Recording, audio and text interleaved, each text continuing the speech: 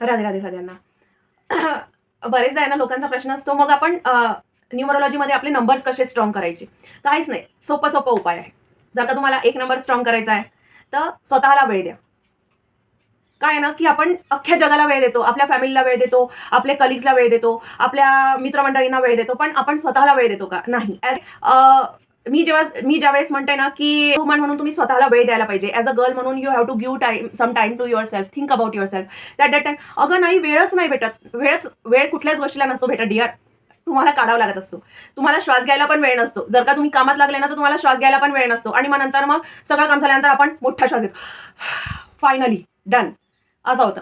So वेळ कुठल्याच गोष्टीला नसतो. तुम्ही कुठल्या गोष्टीला प्रायोरिटी देता, दॅट इज इम्पॉर्टंट. सो जर का तुम्हाला तुमचा एक नंबर स्ट्रॉंग करायचा असेल, तर तुम्ही स्वतःला टाइम द्या. त्यानंतर 2 नंबरसाठी. 2 नंबर काय आहे? हे रिलेशनशिप खूप जास्त महत्वाचं आहे 2 नंबरवाल्यांना. सो जर का तुम्ही मॅरिड आहात किंवा जर का तुम्ही रिलेशनशिपमध्ये आहात, तर टू युअर पार्टनर. तुमचा वेळ द्या पार्टनरला.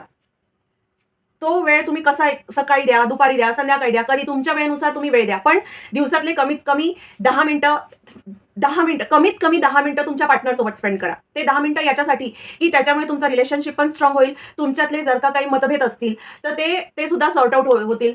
त्यानंतर तुम्ही जर का एकमेकांना ते 10 मिनिटं देत आहे, अख्ख्या जगाला विसरून जर का तुम्ही ते 10 मिनिटं तुमच्या पार्टनरला देत आहात, तर त्यामुळे तुमचा आणि तुमच्या पार्टनरमधला जो एक बॉन्ड आहे, तो पण स्ट्रॉंग होईल. सो तुम्ही स्वतःचा एक थोडासा वेळ तुमच्या पार्टनरला द्या. दिवसातून रेग्युलर बेसिसवर तुम्ही तुमच्या पार्टनरला तुमचा टाईम द्या.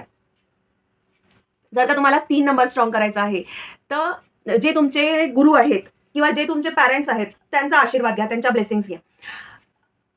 ज्यांचे पॅरेंट्स त्यांच्यासोबत नसतील राहत किंवा इन-लॉज त्यांच्यासोबत नसतील राहत, तर जे तुम्ही गुरु ज्या देवाला तुम्ही खूप जास्त मानत असाल, तर त्या देवाच्या सोबत कम्युनिकेशन करा. त्या देवाच्या समोर रोज नमस्कार करा, प्रेयर करा.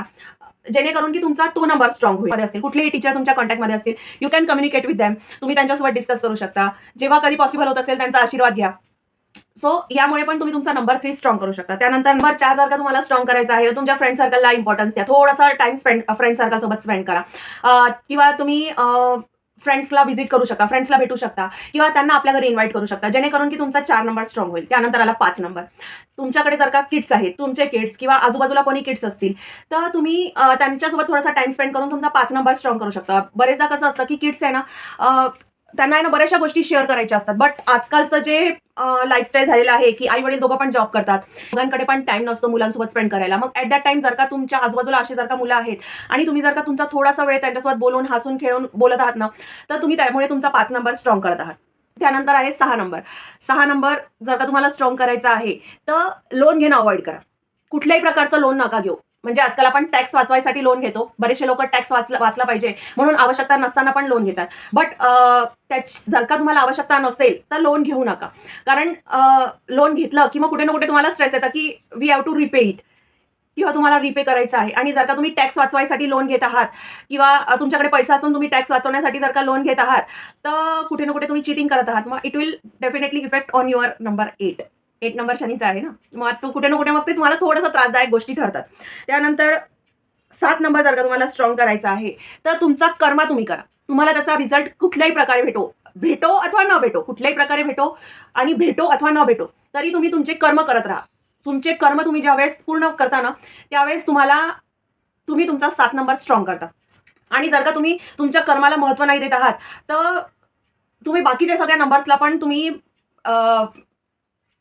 अपोजमध्ये करून घेतात असं मी म्हणेन. म्हणजे कारण एक वेळा 7 नंबर जर का तुमच्या अपोजमध्ये चालला गेला ना, तर सगळेच नंबर मग तुमच्या अपोजमध्ये चालले जातात.